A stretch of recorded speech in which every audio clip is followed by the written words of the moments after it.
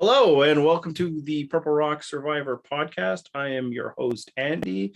Last week, John made a funny comment about how he was going to maybe get rid of me if a better offer came around, and I blindsided him before he could blindside me. Because welcome to the podcast this week, Emily.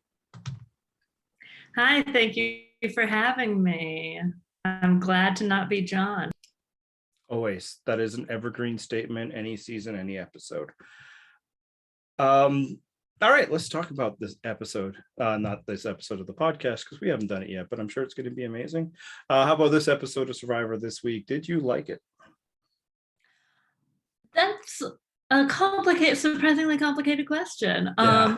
I don't think I disliked it as much as other people, in that the experience of watching the show, like, I still had fun, with some stuff, and I found it interesting, and there was lots of compelling things, but we'll definitely get into like the twist. I'm like not super into that, and I don't think it like improved anything, but I wasn't like, I think that they like, I did see a commenter say like, this is the worst Survivor episode ever, and I was like, oh honey, no. I wish.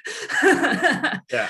I wish, as someone who watched the merge of Island of the Idols with other human beings, that was not a fun experience. And, there's been more boring episodes. There's been more episodes that made me angry, or there's episodes that made me sadder. So, I don't even think this is the worst episode this season.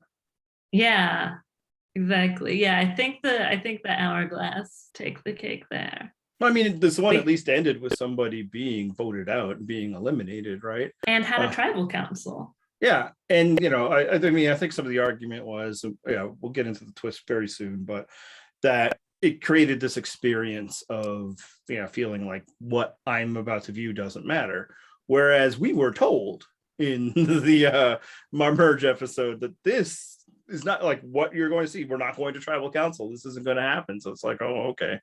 And it was like, not only what you just saw will not matter, but you're not going to see what does matter for another week. Yeah. So for me, I was spoiled on this twist. You actually, I'm pretty sure it was you, gave a heads up that a twist was a spoiler for a twist was out there. I did. I'm so kind. But did you get spoiled as well? Yeah, I had seen the tweet, so I saw it. Like, there was no yeah, I think after you did that, I also saw something, or I might have even dug for it, because it was clear, like, because the source, it was right. Redman of Inside Survivor. He doesn't spoil outcomes, so I wasn't as worried about it. And then I also wanted to research how legitimate it was, because you were like, I've seen people talk about it, but I haven't seen the thing. Yeah, I think our issue that you figured out was that Redman had posted it on his Patreon, because like usually he'll tweet about stuff. So I wasn't out here trying to steal content or anything. It came to me, but and so before, just seeing it, like, it's the internet, this stuff happens. Like, we see, just a random screenshot and people are like, oh, this thing has happened. And while we'll get into, I didn't like the twist. The way it was phrased in that made it seem, I think, significantly worse. Yeah, there was a key difference that I did not know about tonight, but in general, I had heard about it, and thus I had somewhat mentally prepared, right? I've had a few weeks to adjust to it. So the episode did not bother me as much, because I could see a situation, if I was learning of this in real time, like many of the viewers were, that it would just piss me off, because I don't like it. My reaction was, when I saw it, I was like, no, that's not what I want out of Survivor. And nothing that this episode presented really changed that stance for me. But because I was able to get past the anger stage for the past few weeks, I was able to kind of live in that. Start with denial. Yes. Very much did. Like, maybe that's not true, and I think maybe that's why I researched it, because I also wanted it to not be true. Goes against my whole campaign about these advantages aren't so bad, which is not quite an accurate stance on my stance, but I understand if that's the takeaway people get. I tend to get loud. Because I was a little too. What the fuck? I was a little prepared for that.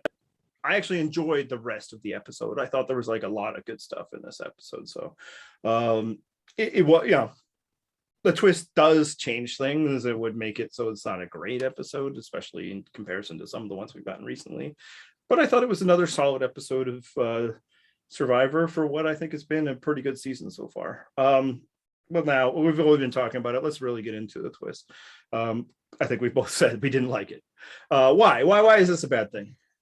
So my main thing, and as we've discussed before, and I think this is where people are coming from when they think that you're like against not liking twists, is that it's so often a knee-jerk reaction. And I deal with this at work too. And, a lot of people do. I think that any change is just going to be seen as negatively right away, which I totally get. I'm not big on change either. But, I think we try to sit with it, think about it, and stuff. And in this case, it's just Survivor needs to stop taking away the vote. Like, that is your show. That is what the show is. And I don't know why they want to get rid of it.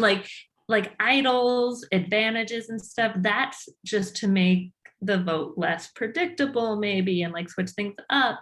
But this whole idea of having there be fewer votes or fewer people participating in challenges is just so weird. And I think another thing that I don't believe I've heard mentioned is the final 7 doesn't need help, it's a weird time to do it too. It's the final 7 is usually a huge moment to flip, especially now when you have idols end up when you can't do anything at 4 and idols end at 5 and a lot of other advantages end at 6, that 7 not only numbers what is just usually a big moment to swing. And instead they're what if we just remove that possibility? Apparently this was the last time to use the shot in the dark. Who fucking knew? The jury, sorry, I'm so bad at not swearing on this. The jury should not be surprised. I don't know. It's just unnecessary. I think I get them trying to switch things up, but first of all, you're doing too much. They didn't need to do all of their ideas in one season, especially when it's a shorter season. I think I would have understood, even though it would have still been bad if it was leading to a double boot, because again, it's a shorter season. If they were trying to get through that, but it was just why? What? Why? Yeah, in general, I reserve judgment on these things because I do believe that Survivor needs to evolve over time, and they're not always going to know how they need to evolve. I give them a little leeway in that they're going to screw some things up. It's the nature of attempting change. But just I'm with you. Voting out people works. I don't think that's an aspect that needs to change. And I've even slightly defended fire making. I still don't like it. I'd be fine if it was eliminated from the show forever, but I at least understand the problem that it's trying to solve, in that the final is generally boring. Final tribal council is usually a person who can win and 2 people who can't. So by removing one more opportunity to vote out somebody who could, maybe you'll get some where 2 people could win. It happened once so far. But you know what? And Winners really at War were 2 had people some who could win. Yeah. Winners at War, I'd say, had 2 very different contenders, but it's such a very unique circumstance. Yeah. But I suppose if that person hadn't come back, they would have as well. But so that's the problem I think it's trying to solve. I don't know if that's the way to do it. And also I can allow for that one a bit, in that final 4 isn't really voting. It's one person's choice, usually in a traditional manner. Whereas this, you're eliminating that. But I just didn't like the idea of somebody fails at a challenge and that could be it for them. I don't think challenges need that level of import. And I say that as somebody who pushes back sometimes against people who hate that challenges have any level of import. But, it's just, and so when I first heard it, I was hoping that at least it would be a challenge where failure meant some level of giving up, right? And I'm not looking for old school style, Australian outback, Palau, literally you have to give up in order to do this. But the typical hang from a pole, the Parvati and Aussie have done really well in. I know that's not really well For described. some reason, I was picturing hang like. Yeah. like, Well, and I I was think like, that's accurate to the way I described it. But hang on to a fall, not Yeah. from. That's better. People Like, don't when typically did they do fail that? immediately, especially just from heights. You usually, at least at some point, have to give up. That I think would make it a little better because at least then you're sending the signal that like give up and you might go home. Whereas here, I don't think Deshaun didn't want to hold those things. He just couldn't. Yeah, and it's just, and like, I mean, it's good that they gave people the option of sitting up, but then that whole concept like that makes it like, I mean, Yeah. my first thought was like, it didn't happen, but like, what if all but one person set out? Do they both are first and last? You know, what if two people, you don't win, so you lose, like, because you don't get to change your mind, you know? But I think They the show would love two people. Sure, but they shouldn't love Yes. that. Yeah, I And know. Oh, sorry, keep going. no, I mean, and I know you know, but it's like I like we don't like to, you know, we do try to be a little more understanding and stuff of like production and why they make the decisions they do, but it really sometimes just starts to feel like they like miss the point of what we're doing here. Because even the people who aren't that into strategy like the challenges, you know, you don't want to like this weird, you know, between this and the hourglass twist, there's like this weird discouragement of like participating, which is strange. And like that's what I don't think they're realizing, this like the beware advantage, which I don't like super hate, but I think a lot of these new things they're bringing out are encouraging passive gameplay. And like, why is that the goal? And do they even realize that's what's happening? And if they don't realize, what are they doing? Like, there's no way they understand, because there's no way that's something they would encourage. Like for me, I'm welcoming a lot of changes if it is to punish passive gameplay, if it is things that exist in the game to encourage people to do stuff. I can understand that, because it's a show that needs stuff to happen in order for it to have forward progression on an episode by episode basis. But every one of these don't do it and you're better off, except obviously how tonight worked out. Continue. Sorry, but like, and the thing is, why don't they, how can they not understand that when there are people who like work on this show and work in television? Like we're super fans and we have a podcast, but we have no qualifications. Like I don't study game theory, I don't create games. I have not played on a show like that, anything that would possibly give you that kind of qualification. Like I studied film and television, but not reality, not that kind of thing. And like, yeah, sure, the super fans are more into this than like the average person,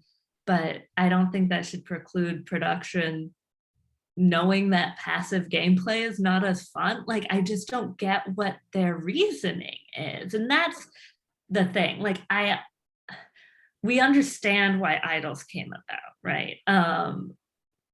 We even kind of understand idol nullifiers, even though we have many times said that that's a flawed thing. And like, I get why they bring certain things, but like, I just don't understand what they're going for. What's the goal? What was the dream scenario? And why did they think that was a positive scenario? I imagine most things are trying to manufacture drama. So in this, I can see them thinking, oh man, it's going to be so intense that nobody is going to want to be that first person to fail. And it's awesome how it's like 3 seconds. It's like, okay, well, that's done. And even like, if it had taken a while, it's like they cut it down. Like, it's like, it's not like that's really ultimate, like 1 second of drama, no matter how long it takes, because it's like you're waiting for a while, someone drops, they're pissed, and then it's like, well, we don't know whether this strategy will matter or not. Is someone about to get totally screwed who would have gone, like, it's just stupid. But and I think the whole you're disencouraging people from taking risks, that comes from allowing people to sit out. You do this and it's just like everybody's participating, and if you suck, you're gone. That would at least I would understand what I'm still opposed to it, because just vote people out, man. There's enough other things in the game to protect people. You added a dice that nobody used. One person used. But if they have that, then it's like, failure has a consequence. That I can understand within kind of the rubric of the show, and also kind of just the attitudes that the show seems to present. This is a show that like cut 2 people on day 1. More than once, actually, because there's an asterisk of Blood versus Water, but those 2 people never really got in the real game. In fact, those 2 people had less in the real game than in Plow. So it is something that, like, they're fine with, doing things that are unfair and hurts the person that's fine. It's like all of that makes sense to me. But if you allow people to opt out, you create a situation where it's like the only people who will go for this should be the people who feel like they really need immunity. If you feel like you don't need immunity, then why are you competing? In which case, and other people pointed out, if the objective is to eliminate like weaker players, not that, people who aren't good in challenges always translate as weaker players. Those people aren't going to compete in such a scenario, right? And one of them did not. Well, 2 of them really did not. Now, of course, it's really funny and how specific, because those are the general thoughts of how it worked out. Is that a person who didn't participate got eliminated, and they were, somebody who we felt would lose to anybody in tribal council. So it ended up eliminating a boring character and saving one of the more featured characters. But that is not the design of the way this thing was supposed to go. And I'll say, I don't think Liana was necessarily a boring character. I think she maybe wasn't as strong of a game player, but I think Heather was the boring character. But yeah, that actually does bring me to another point I had about it, that I'm worried that they'll get the wrong lesson. Like we see, happen with like results oriented, is like the aforementioned idol nullifier, which worked out great in David versus Goliath, was super fun, but that doesn't make it a good advantage. We saw it work out in a very, very bad way in Islands of the Idols. And also because that's how it's probably more likely to be used. Yeah. It took a lot for them to get it to work, the way they did in David versus Goliath. And especially in season, if they're going to keep doing this thing where people are going to know who has the idols. I mean, we haven't seen an idol nullifier so in this season, but just in general. There was a steal though. Yes. But like, which again was sort of the same thing where we're like, oh, this worked out because people knew about it.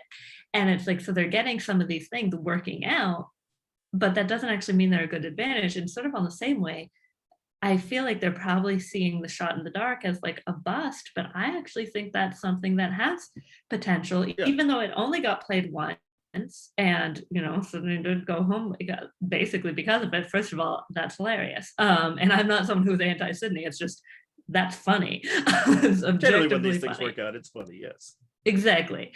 But like I think even when it's sort of like idols, even when they're not played, it made people think about things and feel like they had to think a little harder and blindside more and stuff. So I think it still added to the game, even though it wasn't used and it didn't like quote unquote pay off because someone was safe because of it. I actually think it's great that the shot in the dark wasn't used that often. That was the one worry about it, is it's just going to render all these things useless. I think it should be a thing that you have to think long and hard about whether you wanted to use it or not, and a desperation ploy. Well, that might not work out, right? So yeah, I hope that one sticks around. But this, the one, it didn't, it worked out in that it saved Deshawn because of the element about it that I did not know about when I had the extra part. I did not know that the person who takes the shot in the dark, or the do or die, we had it explained to us as 50-50, I believe, which it was not. But yeah, it just was like you lose and you're out, you win and you're not out. Him being immune meant that this was actually pretty much the thing that saved Deshawn. I think we can say with near certainty, if he doesn't, win that, if he doesn't exist, then Deshawn would have gotten voted out. The only, tiny hesitance is I suppose we don't know if Erika and Heather would have wanted to work with him and thus not voted him out, but I'm pretty sure they would have voted him out. Yeah, I don't think they would have worked to save him in this scenario. Right. So I think in that case, Liana probably goes against him instead of having the desperation to work with him. So I don't think Erika and Heather really could. So the immunity he gained, even though it was a 33 and blah, blah, blah chance to get it, that was actually a better chance than voting would have presented him, because we obviously know he was not going to win the challenge. So it ended up saving him. But I think the fact that there was no drama in the challenge, and the fact, I hope they watched it and realized that there's no drama in watching somebody choose box. I suppose there's a little drama, right? You are watching, wondering what's going to happen. But yeah, I don't know if they really need to get in on that, like, find the money in the suitcase type excitement. Or, let's make a deal, as everybody wants to talk about so much. We'll get to it kind of. But yeah, like, that's another problem with this twist is not only does it run opposed to kind of what I think Survivor needs to be, it's just not that interesting. Like, yeah, seeing somebody just take a weird stab at it is less fun than if they were doing something. It's less fun than a challenge. It's also less fun than what I wanted it to be, is that I wanted Jeff to present him with a coin and then put that coin in a box, and he had to pick the right box, because that would fit in the entire, seasons of not understanding the metaphors in which they are delivering. And I actually discussed this with Matt, and Matt's like, no, and then he can make it like 3-card Monty. So we were so close to nailing it when those boxes came out. I was like, oh my God, oh no, picking the coin. Yeah, he told me about his guess on that today. He was very excited. I actually DM'd him, was like, we were so close, and then it's like, I haven't watched yet. I'm like, no, I haven't really spoiled anything. So close. So okay, let's talk about the Monty Hall thing. It's so funny.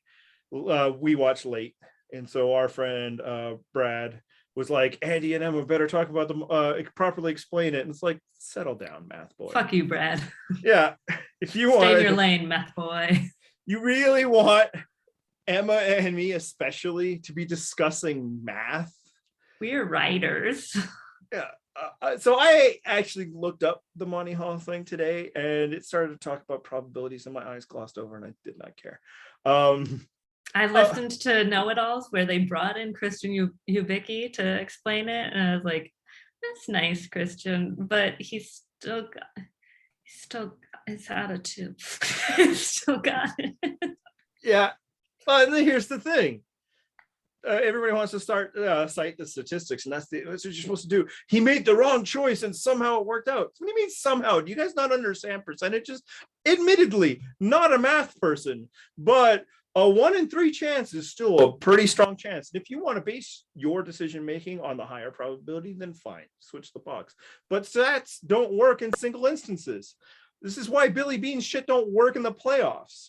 So it's not that like every time you get up to bat, if you are doing something that it'll succeed. It's that over a period of instances, if you play the higher percentage play, it will work out more often than not. But in one time, man, him going with his gut, and thus that being the decision he can live with, is just as good a reason as following that. This is now a 66%. Right. If he had switched, like, is he going to be that comfortable with like, well, the stats said that was the right decision, but I had the right one and changed it. Yeah. And like, if you're somebody who, studied the Monty Hall problem, like our nerdy friend Brad, or apparently Xander, then yeah, maybe, because you're in your mind, that's the way to go. But yeah, it's one time anything could happen, man. Yeah, I will say now that I'm watching this, my husband, he works with numbers in a way that I do not, and in a way that people ask me what his job is, and I say, I don't know. When this was airing, he's like, oh, it's the Monty Hall problem. And then when Xander said it, he's like, good for you. Xander was like a little too impressed that he knew what it was. It's like, every time Xander does anything, they're like, oh, you're not a moron because you have abs and long hair, Like, he's not even, well, actually, I think he is originally from Florida. He just lives in Chicago now. Because I was going to say, he's not even from the coast. But yeah, as someone who grew up in a surf town, I don't have that bias. Like, you can do both things. My father was a journalist. He also surfed. Like, these are just past tense because he's old and retired. He is still with us. But and then he was like, oh, you have to switch, and I know I'd heard this before. I was like, oh, there's like a thing, right? Yeah. There's like a thing you're supposed to do. And he's like, you have to switch, and then he didn't, and then it worked, and I was like, math sucks. Yeah. So Suck it, math. That is the important part. So you wanted us to talk about this Monty Hall problem. That is the takeaway. math would have ruined his fucking game. That's right, and possibly the season. So because then this whole twist would have ruined the episode, and it'd be a black mark. So math is evil, and Math guts is are always bad. the way it is. Math is bad. You should construct your team based on what the scouts and your gut say. That's what we're saying. So why vote out Liana in the first place? Did that make sense, or should they have gone with Ricard? Well, as with many things, it depends on from whose point of view you're looking at, Andy. Yeah, I mean, for Ricard, I think it worked out Yes. well. For Ricard, yes. For Heather, So who we cares? got Erika and Xander's perspective to Yeah. think of here. Yeah. For Xander, he at least had a reason. He had a thought out reason. I think it's fine. I think it's a little late in the game to be that shield focus. Like, everyone's like, oh, Ricard is definitely the next boot and blah blah blah. And sure, could be, but Ricard's also been pretty good at challenges. He would have to win one challenge, and then Xander has to play, and then so if he's safe, then why don't they just try to get Xander before his, like, the last time of his idol? At the very least, he's then used it. If he uses it correctly, he is then a bigger threat, and then they are more determined to get him out at 5 than they might be right now, where they're like, yeah, sure, he has these toys, but when is he done with them? Which they may not be thinking about that. We don't really know. There's a lot of, wishful thinking with various winner chances right now. But yeah, so I don't know, could go both ways. Like, I think he wanted to do something so bad. He was so excited. He's like, well, I made a move. And I'm like, sweetie, you were there. Yeah. And I'm proud of you for that. But voting the correct way is actually a huge step up for Xander. Yeah. Like, people job. telling him where the vote was going to go, and then that actually being true, huge. I mean, technically it was true in the Tiffany vote, but only in a roundabout way. It's supposed to originally be a split vote between she and he, and then there was this Heather business and all of that. So this, baby steps. It's working out. I liked his reasoning. I like that, he didn't immediately default to, biggest threat. And he's not wrong. If people are talking about Ricard in this way, as soon as Ricard's gone, they're going to start possibly, at the very least, talking about me this way. The nice thing for him right now is he has multiple shields. So if Ricard will win, they could just go back to Deshawn. There's also Danny. But they can also apparently just be like, wow, isn't that Erika sneaky with all of the blank that she's done? We'll wait on that one. And this is to not say that she has done nothing, but like, in terms of sneakiness, it's just something about that is quicking me out a bit. Yeah, there's some stereotypes here that could be involved. Yeah, and so I like that reasoning, but I also I don't know if Ricard's the one to do this with, man. He is not, I don't think, a shield so much as he's a ticking time bomb, and I don't mean that in an Abby Maria type way, but I do not think it's out of the realm of possibility that Ricard himself would engineer a blindside of Xander with a split vote absolutely. Next week, no doubt in my mind. So I think he has been strong in challenges, 3 wins so far if we're just talking about challenges in general. Winning a reward challenge isn't necessarily any less difficult than winning an immunity challenge unless it's pick a rock from a bag. As a reminder that yes, the show makes plenty of mistakes, and I'm not afraid to say it. I'm just saying you might be a happier fan in your life if you don't immediately complain of the existence of things before you see it. Anyway, that's a sidebar that of course I'm going to say all the time. I don't even remember where I was. I was talking about Xander and Ricard. His bigger threat is that this guy is smart and capable of doing things. He just betrayed his biggest alliance partner. And she wasn't even mad at him. Yeah. So you sure he's the person you want to be in an alliance with? And what makes it worse is that Xander used his extra vote in order to make it happen because he's a little afraid. I'm assuming this is the logic. Actually, what at first one is like, was this also the final vote for the extra vote? Because that one I'd heard, I had seen Final Six was the thing. The shot in the dark, I actually never quite knew. I was assuming. No, but Final Six would make sense because it's a fucking 1 out of 6 chance. Yes, exactly.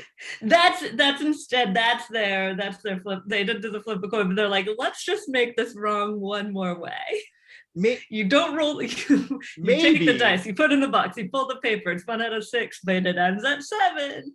That way it's guaranteed somebody, but there wouldn't be 6 shots at it. I don't know, because that's the other thing I don't understand about the shot in the dark is it a 1 in 6 chance for everybody pulling, and thus I believe so. That would make most sense. It doesn't seem to be tied to the amount of people who are doing it. Yeah, I think it would be interesting because then, if they all did it, only one person saved. I don't know. Yeah. Anyway, that's what this.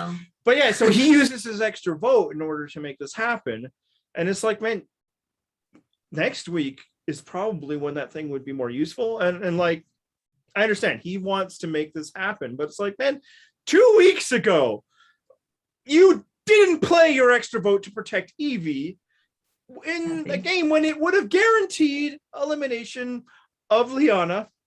This week, he decides to play it to keep Ricard in the game in order to eliminate Liana. Explain to me how this makes sense, because even if you accept the premise that many people were trying to put forward to defend Xander here, it's like he doesn't care if Evie stays or whatever. It's like, Ricard, why Ricard?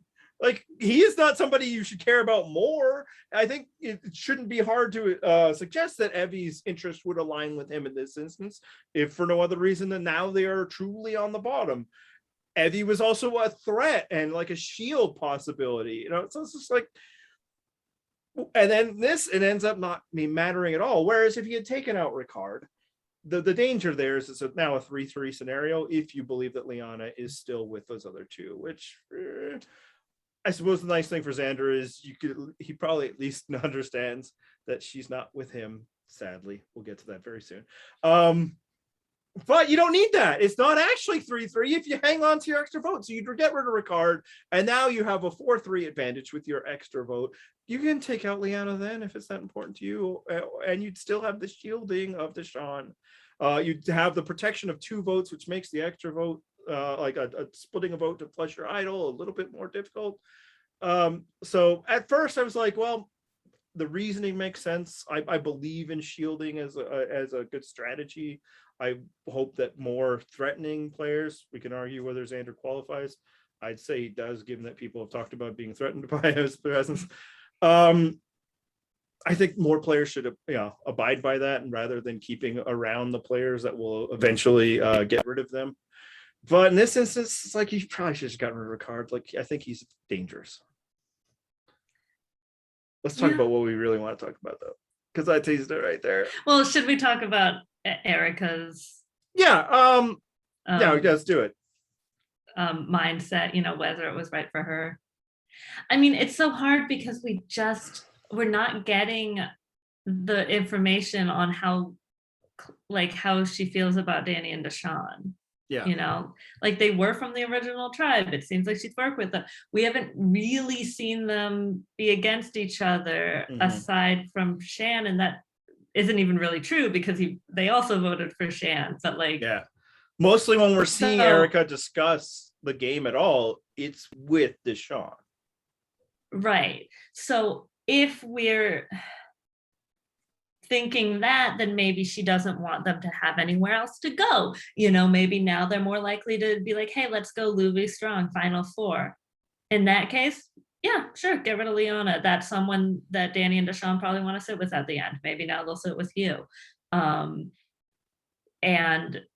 she also has the other 4. Like now she has that swing vote. She has that option. She can do some maneuvering there in theory. Obviously getting rid of Ricard has the benefit of not having Ricard in the game. Yes. Which is, I think, a pretty big benefit. I think he's the most dangerous player there on every level. Yeah. So I think what the difficulty here is in this this is more something that I feel I can judge from a viewer of the TV show. Maybe it's less obvious there. I think Erika's chance to win the game just went out the door with Liana. Like, I think Erika's best chance was a final 3 scenario with Liana and Heather. Mm-hmm. People might argue that she has other chances. We'll discuss that later. So in that sense, I think it probably would have made, I think she probably should have gone with Ricard, and maybe she even realized it. And people have theorized that maybe a way of keeping Erika in line is Xander saying, I'm going to play my extra vote anyway. So she knew at that point, know that her flip would be meaningless. Because and that's the thing, like, say, I'm going to play the extra vote, and then don't be like, you know what, I trusted you. Yeah, or at the very least, wait and see, because if he does, that's a tie, and then you flip because you're not drawing rocks, right? Yeah, because, which I think is why he is like, well, they're not going to draw rocks for. Yeah, I know. Math boy Brad was all worried, like, why did they tie? He played his extra vote for force a tie. It's like, yeah, and then you have a revote, man. Like, they would right, yeah, it was like he did that just to go to rocks. It's like, well, no, he's gonna threaten to go to rocks. Also, if he cares that much about keeping Ricard in the game, maybe he is willing to go. If he thinks that he needs Ricard there that badly, he's wrong. But if that would be a disaster, because he could send his ass home to protect, again, the most threatening player in the game. Yeah, again, not saying that's a good plan, but like, in theory, for him, if he's like, no, I want to keep Ricard, like, and Erika was in between anyway, then yeah, he's like, you know, it's they didn't even get there. They got Katie right before, but it's Greg and Ian, you know, playing chicken with. Wait, did I say Greg and Ian? Tom and Ian playing chicken with Greg. And was that still Jen at that point? Was she still there? Yeah, she would have had to be. But yeah, you know, it's the threat of rocks. It's not, you don't have to actually do it. Yeah, back when they used to threaten about purple rock. All right, so the best thing to happen in Survivor content on Wednesday was not the episode, as strong as some of the moments that we're still going to talk were. It was an extension of a bonus scene from the week before. And now we'll never see it come to pass, because our beloved Xiana?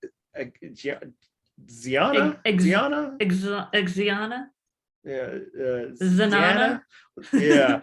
The Lander? Should have we just done Leander? Yeah, why didn't we do Leander this whole time? Well, because X's are unique, and that, or sexism. Cool. For putting the guy's initial first. Yeah, so for weeks, and we have not discussed this on the podcast, but you and I have definitely discussed it offline and in comments. People like Mike Hirsch and other Scott have been joining in. He actually was the first one to put it forward, and then you're like, I've been thinking about that, but it is. Anyway, let's talk about it. Well, I've been keep dancing around it. The potential romantic chemistry between Xander and Liana, and our shipping of them. So first, I just want to put out like a little disclaimer. Shipping real people is weird. I understand. I have heard, you know, Liana said in our exit interview that she is in a happy relationship. That's great. I'm happy for you. Sometimes relationships end though. But also, like, we're very much speaking as like TV characters. Like, I have, weirdly enough, had people be shipping me on more than one occasion. It's weird. Even when it like ends up being a situation that very briefly in high school works out. But it's a weird thing to do. So we're just, on the off chance Liana or her boyfriend or Xander even happen to be listening, we know this is not real life. Or like, we are not speaking about your real life. We're speaking as people who like television and like pretending if you were just characters right now. Okay, so yeah, no, it's reductive to analyze a real person, but any other TV show, this is totally what's going down. Like any other non-reality shows, which for us is like every other show we watch. This is the every other show we watch. Yeah, my brain went away for a second. Oh yeah. So yeah, like the reason I hadn't brought it up, it very much, as you said, it was like, as soon as, so it was once other Scott posted about it, because for me, as soon as I saw Liana be like, I hate his face, I was like, I hate saying this about someone, because it just, especially like a young woman, it just sounds so reductive, but I was like, oh, she has a crush on him. Which sounds like it's sort of not really, like, but I was just like, that's what it sounds like. You don't, because like, you don't hate his his phase. He is so young, so not for me, but like aesthetically, it's a good phase, Yes. you know. That's not what I was like. I'm pretty sure that's not. Oh, I think you're just really annoyed because what are you gonna do? And it pieces together like all the other parts of her story that has always been like, Xander. You know, this is like, oh, now I see what the writers are doing. Like, these are it's Look, the take it from a Logan and Veronica shipper, man. That's 100% it, right? You know, like what I put in comments: 10 things I hate about you. One, your face. Yeah. Hate that I don't hate you. Not even a little bit. Not even at all. It's the classic rivals, and you know, it's a whole thing, and then enemies to lovers, enemies to lovers. And they also, so then, you know, there's these little Easter eggs, and there were these things, and then there, the week prior, they put out a bonus scene where Liana and Xander are like fighting over an idol search, and we're like, and then on Wednesday they drop, and we'll put this on the post. If I forget, we'll put it in comments again. You did it on the comment post. We were truly Shannon Ricard in that moment. Yeah, an extended part of that is Xander continues to talk with Shan. Ricard is there, and he's like, "Oh, well, it's funny you say that because I have like different things." Because first Shan's like, "You guys need to get along more. Like, it's not like you have to date or anything. Even though I think you guys would make a cute couple. Like, it was so just like two. Well, I guess you're in your 40s now, huh? But it was like two like 30-somethings being excited over young love, especially. That's the other thing. They're the two 20-year-olds. They're both beautiful people. They're so beautiful, and like. Okay, like Xander lives in Chicago, and Liana goes to Georgetown, but she's from Evanston. Look, Jamie and Eric didn't live in the same city, but their parents were from near each other. I'm just saying. And then he confesses to having a crush on her, and it's just like, oh my god. And then there's not, to be fair, Liana does not say the same thing. Although when Shan and Ricard tell her, which is also just amazing and beautiful, because she's like, should I tell her? I shouldn't tell her, right? And Ricard's like, well, now you kind of have to. Like, you can't bring it up in front of her and then not tell her. Liana is clearly a little embarrassed, but not like that embarrassed, right? Just not a little flattering too. And it's just like, this is the next scene. Like, we know where the season finale is going to go. They're going to be in a big argument, and then instead of it, like really blowing up, it's going to end with them kissing, like Ron and Hermione. I just of course, even if she was already, I don't know how long she's been with her boyfriend, because obviously this filmed a while ago, and like young people, but like. If someone who looked like Xander was like, oh yeah, I find her so attractive, I'd be like, oh my god, thank you. Like, it doesn't matter what, that's just, it's a nice little ego boost. I mean, now again, she's also, we don't quite know how it works for the incredibly attractive people. She might be like, that's true. She might be like, yeah, obviously, who is that? Again, no slight on you or anything like that. It's just they are I get it. Scale. I went to a school highly ranked for its hot girls. I understand where I lie on that spectrum. We can go to a I think LA that haircut school is very near flattering. Oh yeah, she's just like, oh yeah, of course he does. I'm sure they all do. Like. How many 20-year-old men that I've met that don't feel that way. And this is not to speak of like Liana being conceited. This is to speak of Liana having a accurate sense of self. Like, exactly. That bone structure. Oh, I die. But like the confessional she gives about it, she's smiling a bit. There's a bit of energy there. And how boring life there is. And Shan and Ricard in that moment were you and I, which is like, oh my god, this is gonna happen. They were so like, that's the most energized I've seen Shan since like pre-merge. It's like so funny when you think about how much like we were like, oh, figtails, like how annoying they're all. And it's just because you need the build. This was just like, it was like the first night you have like two like 40 20 somethings that are like, let's make out already, and it's like, That's not fun. I need the sexual attention. I need Well, the those slow people wouldn't be the burn. hero of our shows. Those would be, Oh no, we're going to this reward and there's only one bed. yeah.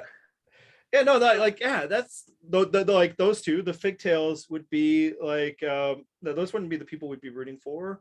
Maybe one of them, like we're hoping that she breaks up with the you know, like Jay is secretly pining for her. the blandly attractive one, but then Brian comes in and says, "Welcome to the OC, bitch." Like that's kind of what that couple was. Like I couldn't remember the other couple's name. Luke. Yes, Luke. I'm glad I forgot Luke. They look so similar. So anyway, yeah, just like all those little moments, and I like the show that they gave it to us was enough for us. Just like these are vibes. That's all it is. So, I'm sorry, I for just real have to people say, might not be. Luke's the one who says welcome to the OC. Oh, right. I totally screwed that up. And he's like, rich kids. You know what I like about rich kids? Punch. Nothing. I might need to rewatch. That was a sin on my part. You should rewatch. It's great. Also, to plug another podcast, the Welcome to the OC Bitches podcast, lots of fun. And Rachel Bilson and Melinda Clark, great time. They had Adam Brody on it. So yeah, no, it was a fun thing for us to discuss. Yeah. So when people like don't believe it, I'm like, oh yeah, Andy, like when I'm like, yeah, me and Andy are like the same person, and like that seems not true. Yeah, some of it is our age inappropriate love of teen love stories. Yeah, you know who I talk about? You know who I talk about to all the boys I loved before with? Andy. They're not quite getting along, but there's something there, and then they're so perfect for each other. Now, everybody's wondering, like, it's cute from Emma, but maybe a little creepy for me. What I like about teen romances is not that I want a romance with a teen. No, it's that the emotions also, are big. I'm 31. It would also be creepy for me. I still think it's creepier with it, especially. Sure, that's fair, but like it's not. Yeah, it's like, am I going to start like using the other term for like pedophiles that apply? No, I don't know what that term is. I'm not a libertarian, but.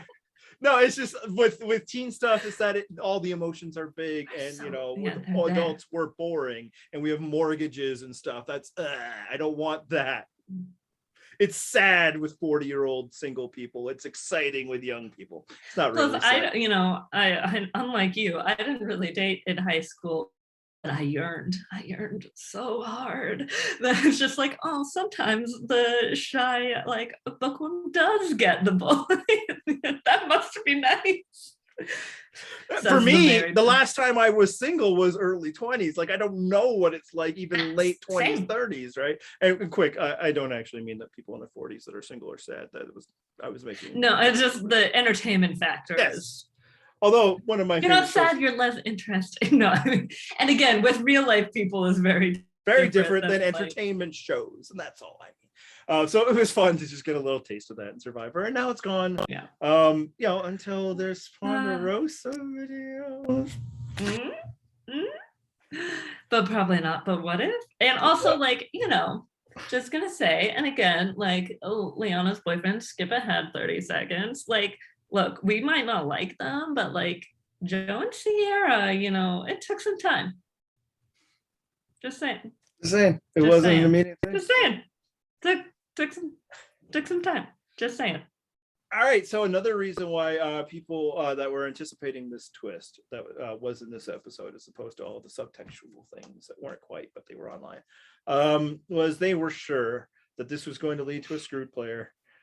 And we were getting a screwed player purple edit for, the most underfeatured player of the season. I can't remember her name right now. I wanted to quickly discuss, well, let me not promise that. I wanted to discuss this idea. The other way Andy and I are the same is because we can't stop talking. Yeah. This idea that's out there in the fan community. I think it's out there in the fan community. I don't think it's just ours. It's probably other places, right? Who knows? I don't know. I don't go there. Yeah, I really don't very much. I mean, Twitter a bit. That's where I get my most anger from. But other than that, is there really such a thing as the screwed player purple edit, that the edit buries people who get screwed over in various twists and stuff because they don't want viewers being angry when that event happens because somebody who they were rooting for, got screwed. Is that a thing? I think there are two main, well, I guess there are a few. There are a couple examples I can think of that are probably what people are thinking of. Sometimes you get the idled out thing, which sometimes people say it's like not that they were screwed, but they like bring that up, which you have like Kelly Remington in Worlds Apart. You have Kelly, what was the Kellys? I guess Kelly Sharbaugh in How confident are you Samoa. or Sharbaugh or was one of the Actually others? fairly, because Good, I good, watched good. Samoa recently. I recently looked over my Kelly ranking and I still Oh. couldn't actually tell you which one it was. She's the dreadlocked one. Was it? Yeah. White girl dreads. Not Chernecki. Is that one? No, that's Gabon. Nice. Anyway, continue. Why do I know that? I don't remember anything about Gabon. This is why you remember more Survivor trivia than me. We have receipts. Yeah. Anyway, where was I? Oh yeah. But I think probably the biggest one in terms of especially like screwed is Katie Collins in Blood versus Water getting rocked out. But you also think of the opposite. You have I don't think Jessica Lewis was particularly purple. We've had other, Andrew Savage got idled out. He was And not he purple. was, he's on those lists that come around Twitter of like over edited players or something. Right. There are Twice. surely other times people have been idled out. Then I definitely remember that happening.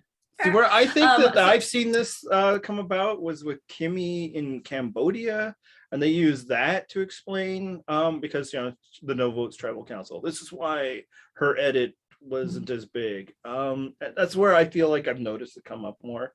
Okay. A couple things there. I thought her edit was fine. Like when she was plot relevant, she came up, and when she wasn't, and that happens any season, but especially returnee season when there's a lot of stars with which to focus.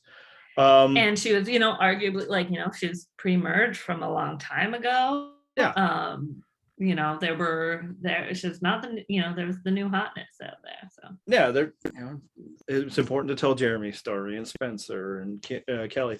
Anyway, but yeah, you look at Suri in Game Changers. I feel like Suri was fairly present. She wasn't as much in the pre-merge, which is what told me that she wasn't going to win, but she never went to Tribal Council. That was the only reason why she was still around, in fact, because pretty much everybody who was with her has confirmed that, like, oh no, we would have voted her out if we ever went to Tribal Council. So it makes sense that like pre-merge, she wasn't around that much, because the only story they could tell is that Suri is in danger and she's going to go home. Especially in a season where people, one side really stayed on message and game plan, and that's what made it boring.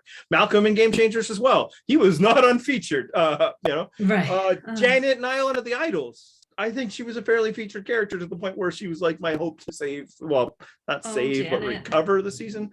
So I like the logic behind the idea is sound, but I need to see the data. I don't think it's an actual thing. And moreover, I don't think it's always some big conspiracy theory. The most likely reason, I assume, why somebody isn't on the TV is because they aren't particularly compelling TV, especially in comparison to those other people that we are seeing on the TV, and B, they aren't plot relevant. Because like Chelsea, who has a last name, I'm sure, from Ghost Island, Townsend? I don't think was screwed in any way. I feel like she was voted for. I think she was just voted out. Maybe. Who can tell? And if that's the case, maybe it's not. She certainly still didn't have much of an edit, clearly, given our inability to remember anything besides what she looks like. And that people made her a cost celeb. And it's just like, that's the same thing that was happening to Heather. And it's like, again, can we at least entertain the possibility that maybe they're not on TV because they're not good TV? And, people are like, why they're going to be cast? Well, it's not like everybody who's ever been hired for a job was perfect for the job. Sometimes you think in the interview setting that this is going to work out, and then it doesn't. This is why everybody doesn't marry the first person they end up dating seriously. Sometimes you learn more about somebody as time progresses. It's like, oh yeah, that didn't work out, and then they're not on the TV. It's not always like this is the person that something bad's going to happen, and that's explaining why. It could be that they're just not that interesting or less interesting than the people we're having. So if you believe that, you're right or these other people are right and I'm wrong, I suppose crazier things have happened. I want to see some data. Yeah, even just charts. Give me the list of people you think were the purpled by being screwed up, idled out, any of those things. But also give me all the other people who were screwed by Survivor and explain to me, which list is bigger. Even something like that might help me.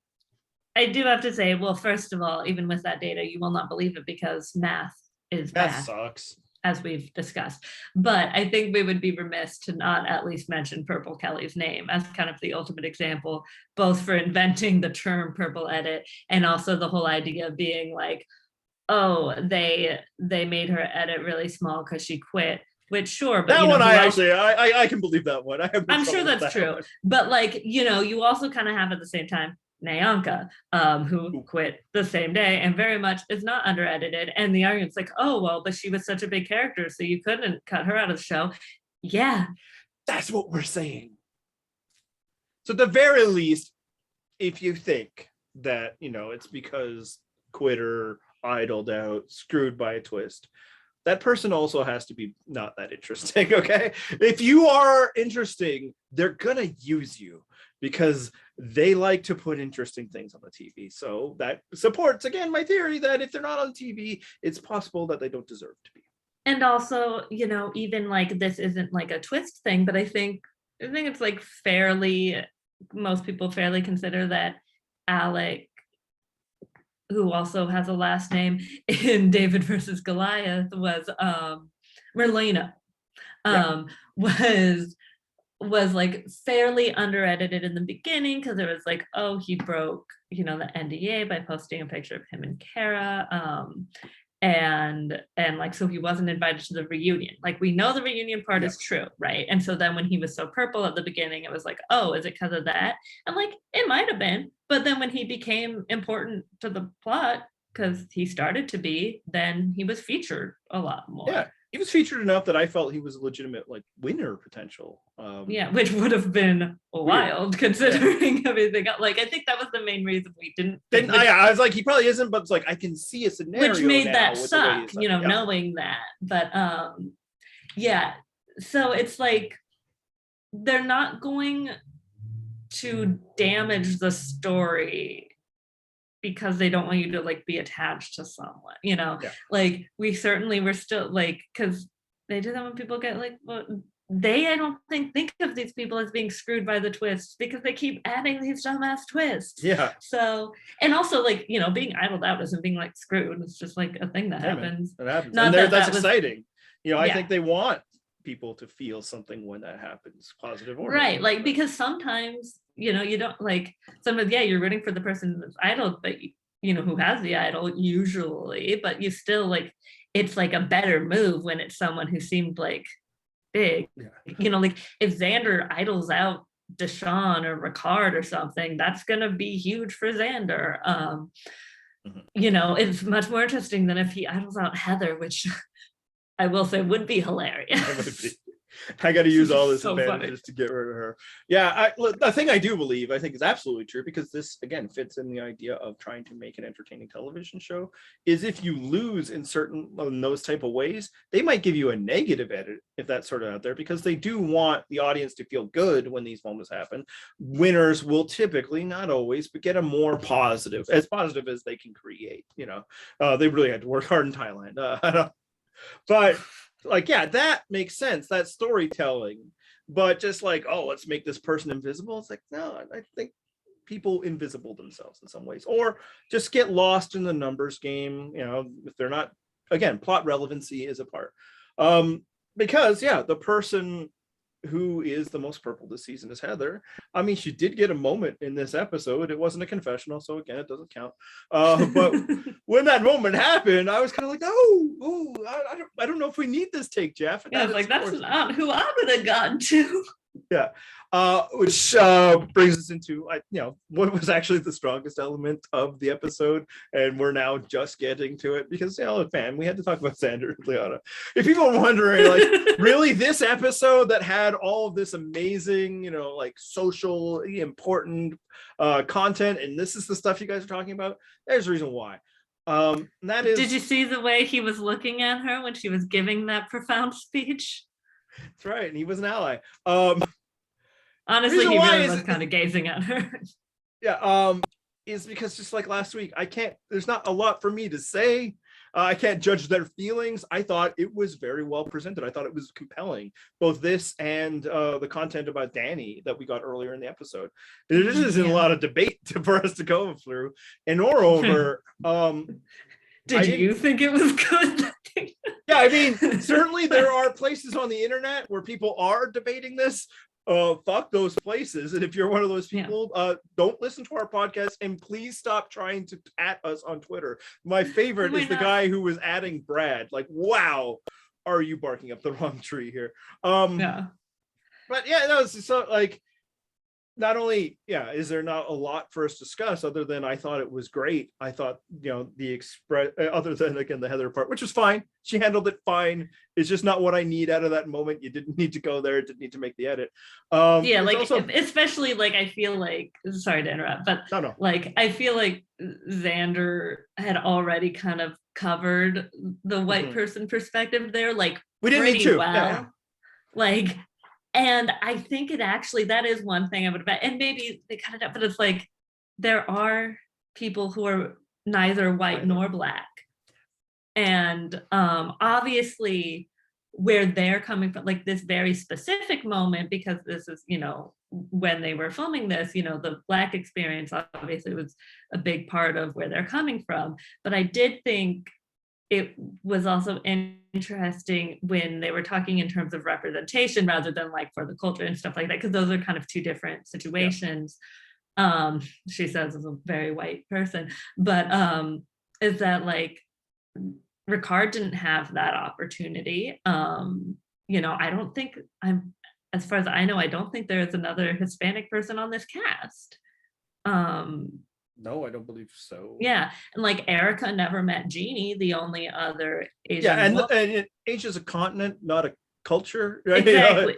Like, sure, like Erika and Nasir are both Asian, but like Sri Lanka and Philippines, while both being islands, very different culturally. And like, they did show shots of Nasir, and I couldn't help but thinking, I'm like, Nasir's the only South Asian man I think that's ever been on the show. That might be accurate. Yeah, like we have for women, we have the Twinnies and we have Karishma, but like talk about rec sweats as the code switch on NPR puts the term, like like I can imagine him watching, like again, not to discount like what Black people in this country are going through right now, and why they would feel compelled to band together, but I feel like if you're Nasir, because obviously it's a different experience, it's the immigrant experience, it's it's a different cultural issue, it's no matter what his religion is, possible like perceived Islamophobia, because again people are racist, and like we'll just be like, like this part of the world, no matter what you might actually believe, this is what I'm deciding. But like be like, wow, must have been nice for you to have people of your experience to band together with. Like, which he didn't have at all. And obviously they're not going to talk to Nasir, but like instead of hearing from both Xander and Heather, I think it would have been nice to hear from Ricard or Erika, who are coming from like a perspective that's different entirely. Yeah. And it's not like Ricard has proven an inability to speak in this manner. He was probably the very first this season. Now, if they didn't feel like speaking on this, because we don't need to play Oppression Olympics or anything like that, I'm happy for this group to have their moment. This is a separate discussion. That makes sense to me, but that would speak further to not only did we not need a white perspective, we didn't need two. Which get to why we haven't featured this dialogue, because this is two white perspectives here. And that's the other thing. It's like, I don't need to say much more than I thought it was a really great segment. And I thought, they spoke well, which isn't the same thing as saying they're well spoken, which is, not actually a compliment generally. Right. It's always, that's always something I think is tricky coded, because sometimes, people do speak well, like, you think about like Jamal last season, like always just like, you don't want to be like, he's articulate, but he also articulated his position. A very difficult position to discuss and in such an environment, right? Yeah. Like he did such a great job. And I think Liana, especially being so young, especially being on the chopping block, I think just did an excellent job. I, obviously, again, a very different position, but I don't think I'm, thinking that clearly, like when I'm 20, even if it's like, say like the closest analog I could do if I was talking about like feminism or whatever, just like as a white woman, like I'm not going to obviously be talking about the cultural experience the same way, but like when I was her age, I don't think I was that smart. Of course I did not go to Georgetown, so but so she obviously is intelligent, not that she wouldn't be, but yeah, I think there's also, like you were saying, we seeing Deshaun getting emotional, we see and like I think he didn't really say it, but I think when he was trying to rehash the stuff with Ricard and he's saying like that I came off aggressive, like he didn't underline it, but I think a lot of us know why he kind of wants to show that he is not aggressive, and like here he is being emotional, and like I thought it was really great how Liana pointed out like not being a monolith, and stuff like that. Like they all come from different parts of the country, like they have very different experiences. Liana's also Jewish, like, that, and Shan is a pastor, like those are, also very different life experiences. So yeah, the credit for all of this obviously first goes to these contestants. The next part of the credit goes to the contestants that started the campaign to make this happen. That's I was so glad that Deshaun mentioned that. I wasn't sure that they knew that at that time, who was like behind that. But it was nice hearing that, I was able to turn to my husband and be like that's true, like actual, Black contestants, like former contestants of the show, like got together and they talked to CB, like they made that happen. I think it's like Jatia was big on that, and Davey and Jamal Wendell. And Sean Wendell. I mean, obviously so many, but I'm pretty sure Jatia was actually one of the biggest people out there. So, want to give them their credit as well. Yeah. So that's where the credit lies. I don't think the show needs it. Just the one thing that I thought I had in terms of the show is it's great that their diversity didn't stop in casting. They are allowed, they are committed to, and we've seen this throughout the season, and we see this in this episode, of telling the stories of the people they have and airing out the discussions that they're having. And I think that's great. And frankly, it speaks to why diversity is a good thing. Obviously, there are the social reasons, and Liana discusses it well, and the importance of representation, but also from a storytelling perspective, a great reason to embrace diversity is that it gives you a diversity of stories, and you can have different perspectives when you suddenly cast different people. It's not the same sort of people every time in and time out. We see this with superhero movies like Black Panther and Shang-Chi aren't necessarily that different in terms of like the arcs. It's just the same Marvel origin story arc, but they're different because it's different people. And I think the same thing we were getting in this season and in this episode. So I think that's those moments, the ones with Danny and the one Tribal Council, was why I ended up thinking this was a pretty good episode. Just potentially could have been marred by what I considered to be a terrible twist. In the end, the twist actually worked out in that it saved somebody I find more interesting than the person who went home. But that's not. Also, I was like in terror because it wouldn't be like because of the game or any mechanics, and Liana went home, but like imagine Deshaun like is pouring his heart out, they have all this talk, and then it's like, and now our dumb twist sends home. Yeah. So actually, that's a thought I had as you were discussing earlier, and it's like, learning the wrong lessons. Like, if there's a lesson to learn, not only like you had no drama in the challenge, and it's like, look at the tribal council you got that you almost ruined. Like, maybe you don't need this stuff, because I guess Probst have been hyping up this episode as like one of the best ever, which made everybody be like, see, he loves these twists. Oh, there goes Probst. Because no matter what the season does. Forget about the Jeff Probst show. Yeah. They forget what he's really into. And no matter what the season has done or will do, there are people who just like will always just default to, they love the twists and strong guys. And it's like, no, clearly what he was responding to, because the twist was nothing, was this emotional and interesting content, because he lives for the drama. It's messy. I will say, not to like be like, because a real critic goes to the, which like it doesn't, you've addressed to a critic. I think we've seen Jeff have similar-ish conversations before that he did not handle. Oh yeah. Well. So I think you can even argue that how well did he handle it here, right? We're talking about throwing it to Heather. Now, in the not live perfect, environment, I think an improvement. Yes. He let them tell their stories. And again, moreover, this is what excites him. So this is what excites him, because I can't believe that it was the execution of this twist.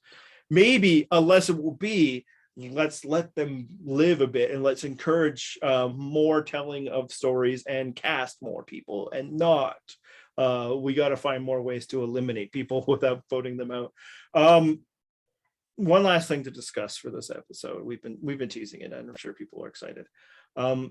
There seems to be a groundswell out there. I don't know how big a groundswell it is. I don't know how far that ground is going up. That Erika is emerging as a dark horse, maybe even your Edgic leader. I don't know. Somebody will have to tell us in comments.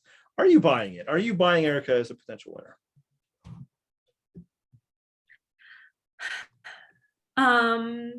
Well, first I will say I don't think she's the most likely to win. I don't think it's like impossible.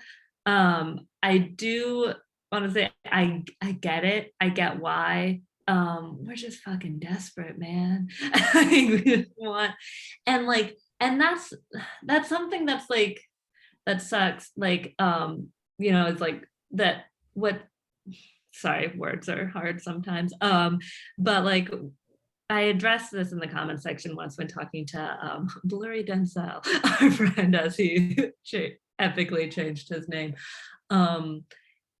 is why like the diversity thing is so important, because in the future, maybe it'll, and it's like, and I think this was brought up in the comments too, it's like, it doesn't necessarily have to be this season that it like pays off if say like Xander wins, but the problem is because all of the previous seasons. And the reason why that streak is such a problem is I don't want to have to be like, oh, I think Ricard's playing the best, but like it'd be cool if Erika won, or be like, oh, Xander's an underdog, but I don't want him to win because I don't want another white man to win. And not in a way like the real oppressed people are white men, but it's just like that's not how I feel. And I don't think it's like if Xander loses, that'll be why or anything like that. Like I've seen someone theorize talking to Brad to all people, which is very dumb. but it sucks that that's something we have to think about instead of just enjoying the players as they are. And I hope that now that we have the diversity initiative, that like we'll start to see some regression to the mean there in terms of like gender. Now, obviously, like the diversity, like that's the thing that has maybe affected like the amount of white winners, but the diversity initiative is not like here to help women win more, because it's always, well, with a couple of exceptions, but one season. Yeah, it's always 50-50. That's not the problem. And it's just, it just sucks. Like it sucks. It's something I haven't been like brought up, watching at home, because I'm gonna watch those seasons later and it'll be like once we get to the third, because it's all men, because that's spoiled. Well, almost all, and then the two women we get not particularly satisfied. Yeah, but I don't know that we're gonna watch those. Yeah, there you go. Touche. I'm pretty confident you're not. well, and like he's seen, like Korong was the one he watched. Yeah. But Cape Church may able to do a couple episodes. Anyway, that's neither here nor there. Like, it's just I get it. It's like I understand why people are like, oh, this Erika truther stuff, how silly, but we're just fucking tired, man. Like it didn't used to. That's the thing that's so frustrating. It didn't used to be like this. It was not. It was like basically this. 50-50, give or take a season or two, right? Yeah, no, something happened, and I don't know what it is. I have some theories, and I reject other theories. But what happened? And like, I'm not out there like because of this being like Chrissy should have won, or like Nora should have, Angelina should have won. I mean, like Angelina, a queen, but like, and like I don't like Nick, but like gameplay, but like let's be realistic, it just keeps happening, and it sucks. Like there's just like I like Ricard, and in theory I guess that's sort of who I'm rooting for, and like yes, it's better because it's also been a lot of white men, but the streak is not exclusively white men, either. I mean, yes, sure, it's only Wendell, but like it's men, that's what the issue is.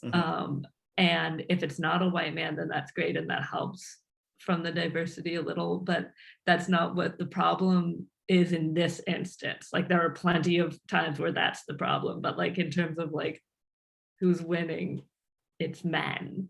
Yeah, for me, I don't know how much better it is if the first female winner they get in 6 seasons is somebody who was barely on the show for large portions of it. Right, like there's also, and that is why I can't buy that Erika's a winner. I understand rooting for it. I have no problem with people rooting for most things, but to try and like point to specific things, it's like, well, people keep talking about her as a threat. It's like, yeah, that's also true of other players. In fact, they do that so that way you understand why she gets voted out at 6 or whatever. Or I accept that she was a target 2 episodes ago for Shan until she won immunity. That was also true of Xander, right? Like and I think that was more true. So like the construction of the arguments is just like, I think you're reaching, and I think you explained very well why people would reach, but it's just, I think the chances went out the door like 2 weeks ago, and that sucks. And I think, and we can discuss the issues. In many ways, we might be tired of discussing it. Like people just jumping on now. It's like, man, like welcome to the party. It's been like at least 3 years of this, right? Because like again, it's now this is going to be 7 seasons in a row. But like that one wasn't on a trend of equal balance either. It was like several before Sarah as well, right? Right. Like if you think in the 30s, so that's a 10 season span. And like not even counting Winners at War, because like that's we have 2, and one of them is the most like controversial when and one of them beat like a woman that we were more cheering for, like she's the one that's held up as the celebratory yes queen. It's like, well, and it's like we don't even like her, as a person. Like people have ignored that she beat another woman, and now they've just rewritten in the head that she beat Jeff Probst himself in the final travel council. Sorry, and then the other one is a Trumper. I had diverged the other way. My bad. So just I was like not saying that this was bad, but I was talking about the cop. So, but yeah, in that obviously, she beat. I mean, the alternatives in that one were rough. Yes. That final 3 was rough. Yeah, it just fucking sucks. I know I said that. I know that's not eloquent. I feel, it sucks. Yeah. All right. So yeah, that's just kind of where we stand, I think, with Erika. It's just like I just don't see it. And moreover, if that is the case, I think the show has done a dramatic disservice to both her and women. So in many ways, if Erika wins, then the like attempted challenge though is not like, oh, I don't trust Erika, we have to get her out. It's like it's the she's too good, she's a threat, which like I'm not even knowing if they would be able to craft that, but it's just like I don't know. It's just I'd want to stop seeing her story through the perspective of other people and start seeing it more from herself, And I If know they that can there are give people Michelle a writing like winner's edit. huge like essays about all the little moments, but like those are little moments, man. And yeah, sure, Natalie White, you can say. I don't But think this like season has a Natalie, Russell. yeah, exactly. That's what I was gonna say. It's like not only in that Russell is this like antagonist to beat, but also that yeah, he's gonna get the first time that Russell, he's gonna get a lot of screen time. That makes sense. Um it's and this it's like it makes sense that they would want to pay attention to Shan and Deshaun and Ricard and like people like that. But like because it's multiple people, they could spread it out more. Mhm. You could get an Erika, especially like you could we should understand why Shan targeted Erika so much if she won, because then that could be part of why, like, oh, Shan was really good at the game and she recognized Erika. But instead, at least for me, when I'm watching Shan freak out about Erika and Heather to a lesser extent, that to me is like oh, Shan's starting to lose her grip on the game because she has no evidence for this, or like at best losing grip on the game, at worst like weird right away like conceptions of Erika being sneaky to a point that made me a little uncomfortable, to be honest, because it was just I was like, you have not met her. Like this was Yes. like, right away in the real merger. God, that twist was dumb. Yeah. But And like, that's another one people keep pointing to. She's the lion. She's gonna start playing like a lion. Man, that was selling their bullshit twist more than they're selling her as a winner. Yeah, if that is them selling her a winner, then fuck this season and the show. Like all the arguments people put forward for how the show is, like this is your case. Like I feel like there'd be room. I feel like you could do a Michelle, and they haven't even. right. Even though as that was happening, I was denying it was happening. And I guess there you go. If you still buy it, if you still think Erika is a legitimate contender or even your top contender, I guess you could at least take solace in the fact that I'm often wrong about these things. But I don't feel I'm as wrong at this stage of the game and who can't win other than that one specific season. Anything else? I believe you mentioned we didn't talk about Danny that much, and I believe you had that on your breakdown. Just in that I like that as Not to part. Oh, like you know what? a peek behind the curtain. We write notes, or rather, Andy does. I do not. Yeah. Mostly that was another moment that I liked. And actually, here's the bigger thing. The question that both the Danny content, the discussion at Tribal Council, various other moments we've gotten throughout the season. Is this one of the more character-driven seasons in recent memory, barring the discussion we just had about Erika? Because I know like the constant complaint that was happening in some circles is that this is a twist driven season. And I mean, hey man, we just had a terrible twist in this one, and we also discussed a terrible twist later. They have been present, and there's been all these advantages. But I feel like, and part of it is because the advantages for the most part did not come to any level of fruition, that we've gotten more character stuff this season than we had in a lot of recent seasons. I can't think of the last season that we've really gotten to know this many characters on this level. What do you think? Yeah, I think this is actually it's really interesting because it is somehow both character driven and twist driven. Yeah. And I think what that really means is that it's not that strategy driven, because the opportunities for strategy has been taken away by the twists. And like, so my dream is character and strategy together. And we get a little of that, but not enough. But yeah, I think they really have, like, I think certainly in the premiere, where we got a lot of those packages, and the way they've been doing that has been nice, because and that's one little thing I think that helps me also see the vague possibility of Erika, although I still don't think she would have gotten enough, but is that they really have given a lot of moments to like people. Like I don't feel like they're doing like a winner's edit, like Yeah. the way that maybe they have in the past, because like, let's say the most viable candidates at this point are Deshaun and Ricard. Like we've seen pretty complex edits, I feel like, for both of them. And if it's not those two, then that's very true of like everyone else, because it's not as obvious for them like that they're the front runner. Like maybe Xander, but I feel like they would lean in much harder to him being like an underdog. I don't know. It could very well be. And like, and again, to bring it back to the like, it's like I would feel like it's nothing against Xander. He seems fine. Like if he won, it would be a bummer because it just keeps being these white men over and over, even when he's the last one left before the merge.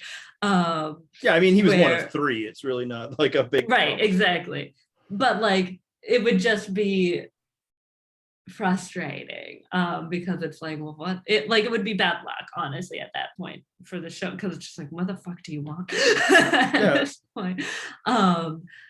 It's the same thing as the Monty Hall problem. Right. Yeah, the stats will suggest that this is a thing that's less likely to happen, but sometimes it's not zero. Yeah, in a single instance it could happen. Yeah. There were more black men cast this season than white men, and this is what happens. Yeah, which it might not still, because he could still lose.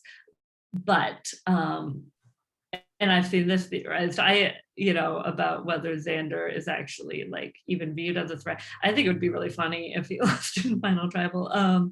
Just because I think also it would be nice to kind of see different games appreciated, because I do think that's maybe been part of the problem with men, but not really, because most of the time the other, like the women who have been in the final three are not the most viable of choices. They're not.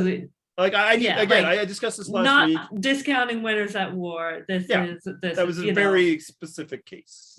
Nora, Angelina, like I guess Chrissy Julie. you could say was viable, but her social game was bad. Yeah. Julie, Laura, like Laurel, like. Yeah, no, it's and that I mean, look at the men who's also lost, like other than like a Dom, right? That's just Survivor now. You don't bring people to the end. Yeah, like Ryan have a chance of winning. It's an easy go. Yeah, exactly. It's just that's why they tried to do the final four, and one time it worked out really well. Yeah. And I mean, I guess you could argue it's sort of worried about in 35. Look, 35 is a whole ass mess. But like it worked out in Ghost Island. I will give them that. And that was the one where they actually knew about it too. That was a great finale. I was gonna say not a very good season. Not a great season, but it was a fun fucking finale.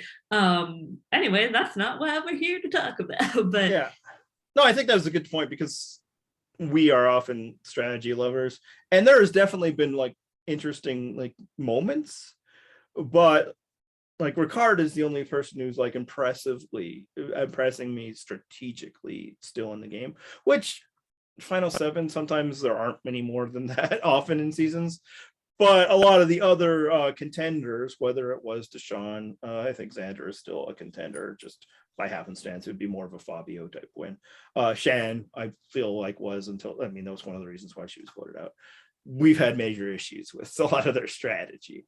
So yeah, I think the strategy might be a little weaker, but I do think the character stuff has been strong. So I'm interested in what other people think, because I don't think that's the majority opinion, because I think the knee-jerk reaction is these things ruin character.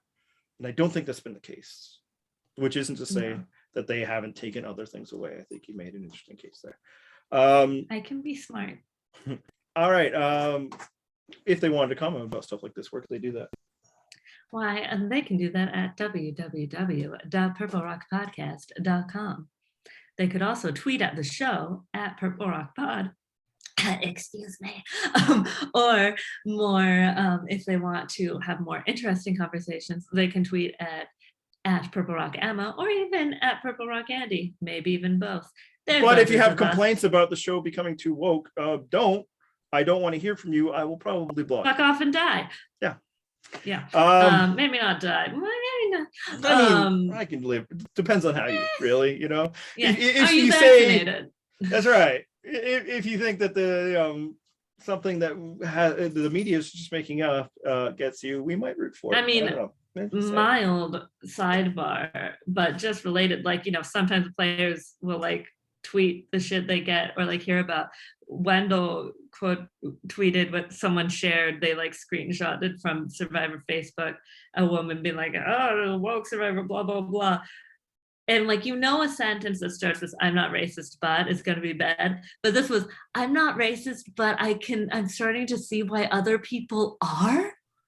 Yeah.